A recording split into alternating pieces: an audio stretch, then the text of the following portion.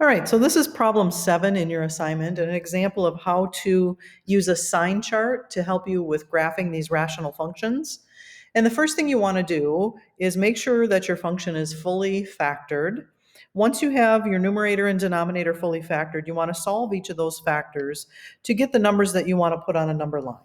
Okay, so this has 3 factors. Here are the solutions to those factors, and then put those on your number line in the order in which they should occur, -3, -2, and +1.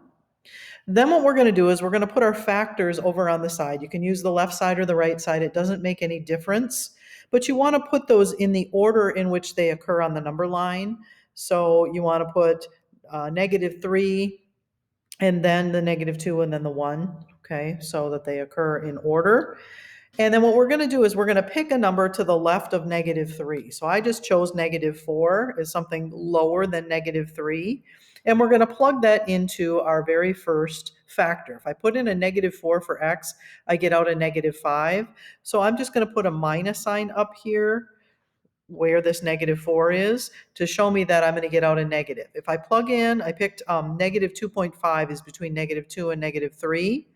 And so if I plug in -2.5 here minus 1, I still get a negative. So in between these two bars, I'm going to put a negative.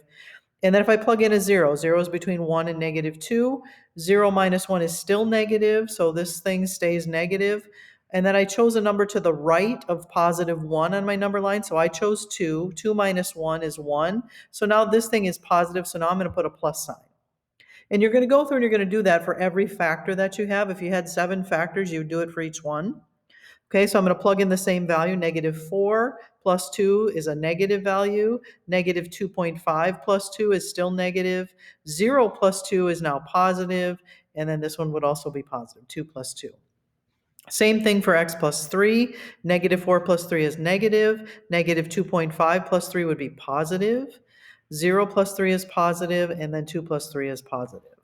Okay, so what you want to do now is you're going to look vertically, and you're going to imagine multiplying these 3 numbers together. If you have 3 negative numbers and you multiply them, you end up with a negative.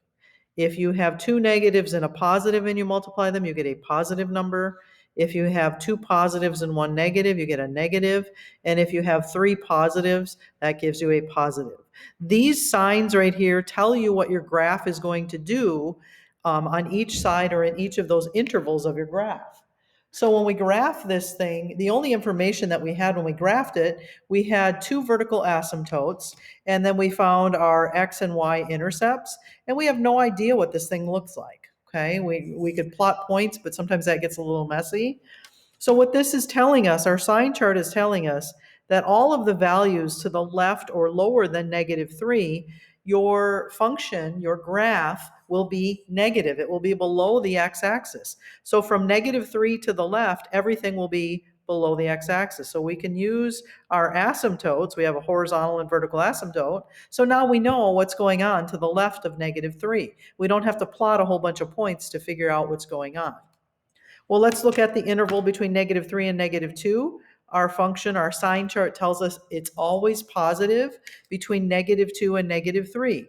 Well, here's -3, here's -2. We know it crosses at -2, but we know it's always positive in this interval. So we can use our asymptote now to help us graph what's going on in the middle there. Well, then let's look at what's going on between -2 and +1.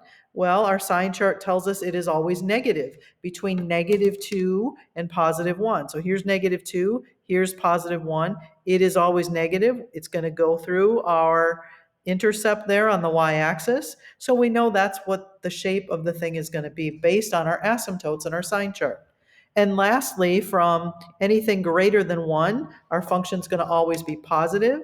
So when we get to the right of +1 here, we know we're going to be up here in this area. So using our asymptotes and what we know about our function, we know we're going to have a shape something like that.